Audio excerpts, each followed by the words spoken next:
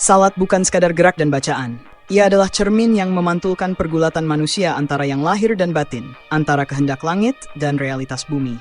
Dalam setiap rukunnya, dalam setiap aturannya, tersimpan pertanyaan-pertanyaan besar yang menggelitik akal dan menyentuh kalbu. Kenapa bacaan salat harus dalam bahasa Arab, sementara Allah Maha mengetahui semua bahasa? Mengapa batas aurat perempuan berbeda berdasarkan status merdeka atau budak? Siapa sebenarnya yang dipanggil dalam seruan Jumat, dan mengapa ada yang terkecuali? Di sini kita akan berjalan di antara teks dan konteks, antara yang tetap dan yang berubah. Kita akan menelisik mengapa salat begitu sempurna dalam bentuknya, sekaligus begitu lentur dalam penerapannya. Yang kita cari bukan sekadar apa hukumnya, tapi mengapa begini hukumnya. Semua materi dalam narasi ini saya ambil dari kitab Mizanul Kubro, karya Imam Asy-Syaroni. Untuk referensinya saya sertakan di deskripsi video. Gak perlu banyak basa-basi lagi. Seruput dulu kopinya. Mari kita mulai. Mantep.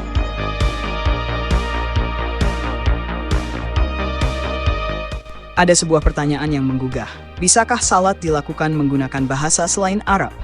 Persoalan ini bukan sekadar perdebatan fikih, melainkan ujian terhadap hakikat komunikasi spiritual antara hamba dan Tuhannya. Di satu sisi ada tuntutan kesempurnaan dalam meniru contoh Nabi. Di sisi lain ada kebutuhan untuk memahami setiap kata yang diucapkan, agar salat tak sekadar gerak bibir tanpa penghayatan. Imam Abu Hanifah dengan keluasan pemikirannya membuka pintu kebolehan membaca bacaan salat dalam bahasa Persia atau bahasa lain bagi yang menghendakinya. Baginya, esensi salat terletak pada pengabdian hati, dan Allah Maha Tahu segala bahasa.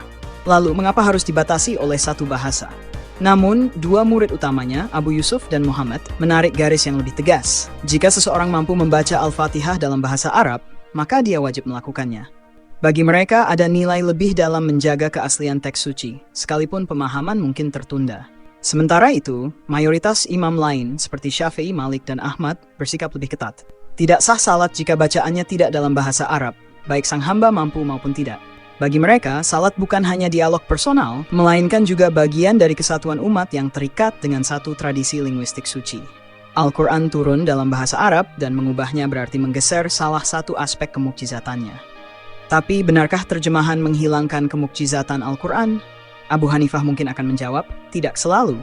Sebab kemukjizatan bukan hanya terletak pada susunan kata, melainkan juga pada kedalaman maknanya yang tak tertandingi. Ketika seseorang membaca terjemahan Al-Fatihah dalam bahasanya sendiri, dia tetap menyadari bahwa teks aslinya adalah mujizat, sesuatu yang tak bisa direplikasi oleh manusia.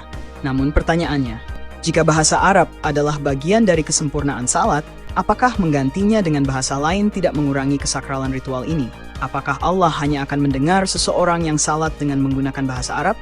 Dalam surat An-Nisa ayat 43 disebutkan, "Wahai orang-orang yang beriman, janganlah mendekati salat, sedangkan kamu dalam keadaan mabuk sampai kamu mengerti akan apa yang kamu ucapkan." Dalam ayat tersebut dijelaskan bahwa orang yang tidak mengerti apa yang diucapkan, maka ia termasuk orang yang mabuk dalam salatnya. Mari kita lanjutkan ke masalah aurat budak perempuan dalam salat. Kenapa aturannya berbeda dengan perempuan yang merdeka?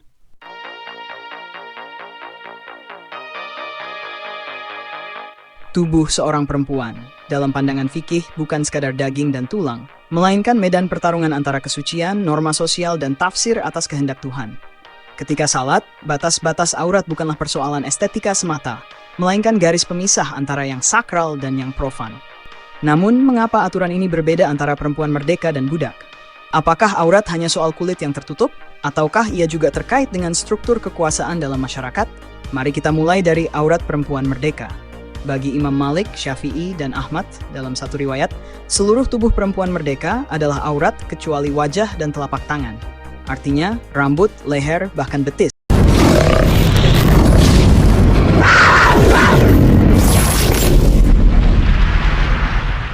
Narasi yang dirangkai oleh channel Sudrun Gugat dengan gaya bahasa puitis dan mengesankan, kritis reflektif, namun secara halus menyisipkan keraguan terhadap syariat Islam. Dengan mempertanyakan landasan fikih klasik seolah-olah kontradiktif dengan nilai keadilan Tuhan. Dan di sini, saya siap menanggapi dan meluruskan kekeliruannya dengan narasi jawaban tandingan, tajam, logis, namun tetap menghormati keragaman mazhab, sekaligus meluruskan arah berpikir yang keliru dalam video tersebut. Tapi sebelum itu, suruput dulu kopinya agar cernih pikiran Anda. bukan sekadar gerak dan bacaan, kata Sudrun Gugat. Tapi justru, disitulah keagungan Islam, mengikat gerakan dan ucapan dalam satu keutuhan yang tak bisa dipisah. Salat adalah puisi ketundukan yang bukan hanya dirasakan, tetapi ditiru dari lisan dan gerakan sang Nabi, manusia terbaik yang menjadi petunjuk jalan lurus. Gugat berkata, mengapa salat harus dengan bahasa Arab? Padahal Allah Maha tahu semua bahasa. Suruput dulu kopinya. Dan mari kita jawab dan luruskan. Jawabannya sederhana, karena salat bukan ciptaan manusia. Salat adalah perintah Tuhan dengan bentuk yang telah dicontohkan oleh Rasul-Nya. Bahasa Arab bukan soal mana yang Tuhan paham, karena Tuhan tak dibatasi bahasa, tapi ini soal ketaatan terhadap bentuk asli yang diwariskan Rasulullah sebagai syariat kolektif, bukan ekspresi spiritual individual. Bahkan Abu Hanifah yang membuka celah kebolehan bacaan dalam non-Arab hanya membolehkan pada tahap awal Islam dan dengan syarat tidak mampu. Tapi kemudian beliau sendiri rujuk dan mengharuskan bahasa Arab begitu mampu mempelajarinya. Ini menunjukkan bahwa standar tetapnya adalah bahasa Arab, bukan karena Tuhan tidak paham bahasa lain, tapi karena ada nilai persatuan dan kesucian teks yang tidak bisa dipisahkan. Dan kesimpulannya, menyamakan salat dengan komunikasi biasa adalah reduksi spiritual. Salat bukan sekadar doa yang bisa diterjemahkan, tapi ritual yang mencerminkan syariat kolektif umat dengan bacaan Qur'ani yang mengandung mukjizat pada lafaz, bukan sekadar makna.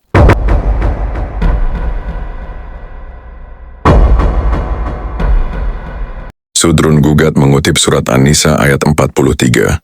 Dengan pemahamannya, yang salah kaprah, menurutnya, ayat tersebut bermakna, jika kita salat, harus paham dengan apa yang kita baca. Jangan salat seperti orang mabuk. Wahai Sudrun Gugat, pernyataan Anda keliru. Di sini, saya akan meluruskan kesalahan Anda dalam menafsirkan ayat tersebut. Ingat wahai Sudrun Gugat, surat An-Nisa ayat 43, maknanya adalah larangan mendekati salat saat mabuk. Jadi, ini berbicara tentang mabuk fisik, bukan kita salat, tapi tidak mengerti apa yang kita baca. Bukan itu maksudnya. Tapi, ayat ini turun pada masa awal Islam, ketika khamr atau minuman memabukkan belum diharamkan secara total. Allah melarang umat Islam menunaikan salat dalam keadaan mabuk, karena orang mabuk tidak sadar atau tidak memahami bacaan salatnya dan pesan moralnya. Berlaku hingga kini, salat harus dilakukan dengan kesadaran penuh dan kekhusyukan, tidak dalam kondisi yang menghilangkan akal sehat.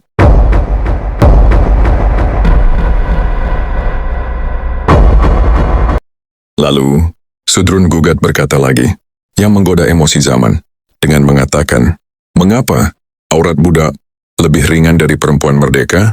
Apakah Tuhan membeda-bedakan? Kita jawab dan luruskan lagi guys. Pertanyaan Sudrun Gugat tersebut mengaburkan antara hukum ibadah dan struktur sosial historis. Islam tidak pernah menetapkan status budak sebagai ideal, melainkan mewarisi kenyataan peradaban dan memberi aturan transisional yang mengarah ke penghapusan perbudakan secara bertahap. Maka, perbedaan aurat bukan bentuk diskriminasi, tetapi penyesuaian hukum atas kondisi sosial budak saat itu. Budak adalah manusia yang tidak sepenuhnya memiliki kontrol atas tubuhnya di ruang publik, sehingga ulama melihat bahwa beban hukum atas mereka tidak bisa disamakan sepenuhnya dengan perempuan merdeka yang bebas menjaga dirinya. Dan patut Anda ingat, wahai Sudrun Gugat, semua mazhab mendorong pemerdekaan budak.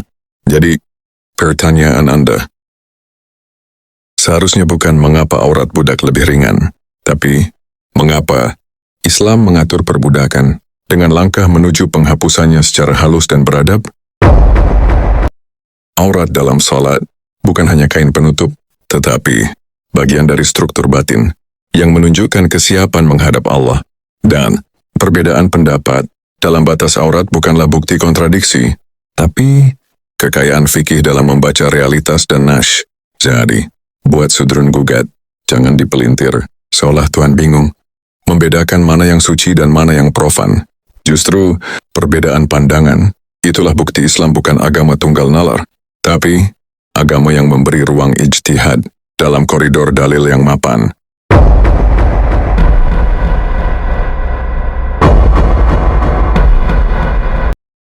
Sudrun Gugat berkata lagi, mengapa budak tidak wajib Jumat? Apakah Allah pilih kasih? Baik, kita jawab dan luruskan kembali ya guys. Tapi sebelum itu, suruh put dulu kopinya, biar tidak on. Jawabannya, kembali pada struktur sosial dan beban tanggung jawab. Budak pada masa lalu tidak memiliki keleluasaan waktu, ruang dan mobilitas. Maka, mereka diberi keringanan, bukan dikecualikan karena tidak layak. Bahkan, banyak budak tetap hadir Jumat dan keutamaan mereka tidak berkurang sedikit pun di sisi Allah, karena di hadapan Tuhan tak ada budak atau merdeka, Arab atau non-Arab. Yang membedakan hanyalah ketakwaannya. Allah tidak membatasi siapa yang boleh datang ke masjid.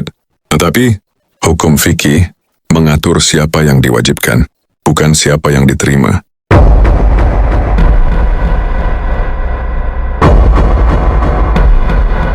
Buat Sudrun Gugat, sikap bertanya adalah sehat. Tetapi, ketika pertanyaan Anda dibumbui dengan aroma kecurigaan terhadap hikmah syariat, kita tidak sedang mencari kebenaran, melainkan memuaskan ego modern yang tak rela tunduk. Perlu Anda ingat, wahai Sudrun Gugat, syariat bukan hasil konsensus budaya, tapi wahyu langit yang membentuk peradaban.